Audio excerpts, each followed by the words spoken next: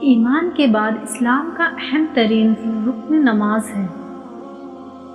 مالک کے حضور جب بندہ عزت سے سر جھکا دیتا ہے، اللہ کی رحمتیں بندے پر نازل ہوتی ہیں۔ ایک روایت میں آتا ہے جب بندہ نماز کے لیے کھڑا ہوتا ہے، ابھی اس نے سجدے میں جانا ہوتا ہے، ابھی وہ قیام ہی کرتا ہے، اللہ فرماتا ہے میرے بندے کے گناہ جو ہیں اس کے بدن سے نکال کے ایک سمت کر دو، تاکہ میرا بندہ اس حالت کے اندر میرے حضور حاضر ہو کر وہ گناہوں سے پاک اور صاف ہو۔ حضرت نبی رحمت صلی اللہ تعالیٰ علیہ وسلم فرماتے ہیں پھر اس کے سارے گناہ اس کے بدن سے نکال کر ایک سمت رکھ دیے جاتے ہیں اور بندہ مصلی پہ سبحان رب الاعلیٰ کے نغمے آلاپتا ہے، رکوع کرتا ہے، سجدے کرتا ہے۔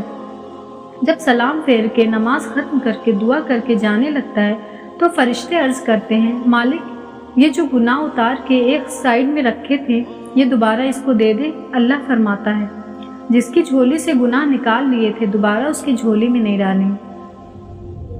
اور ایک روایت میں ہے کہ جب بندہ نماز کے لیے کھڑا ہوتا ہے اس کے کندھوں کے اوپر سارے گناہ آ جاتے ہیں، اس کے سر کے اوپر گناہ آ جاتے ہیں، رکوع میں جاتا ہے تو کندھوں والے گناہ گر جاتے ہیں، اور جب بندہ سجدے میں سر رکھتا ہے تو اللہ تعالیٰ اس کے سارے گناہوں کو ختم کر دیتا ہے اور وہ بالکل پاک ہو جاتا ہے۔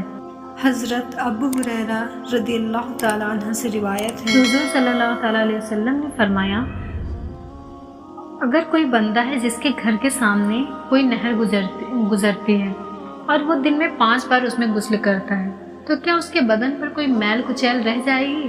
تو صحابہ نے عرض کیا نہیں، اس کے بدن پر کوئی میل کچیل نہیں رہ جائے گی۔ تو آپ صلی اللہ تعالیٰ علیہ وسلم نے فرمایا یہی مثال 5 نمازوں کی ہے، جب انسان دن میں 5 بار نمازیں پڑھتا ہے تو اس کے سارے گناہ مٹ جاتے ہیں۔ دنیا کی سب سے بہترین، خوبصورت اور حسین نعمتوں میں سے ایک نعمت نماز ہے۔ جو سکون اس میں ہے ویسا سکون اور کہیں نہیں۔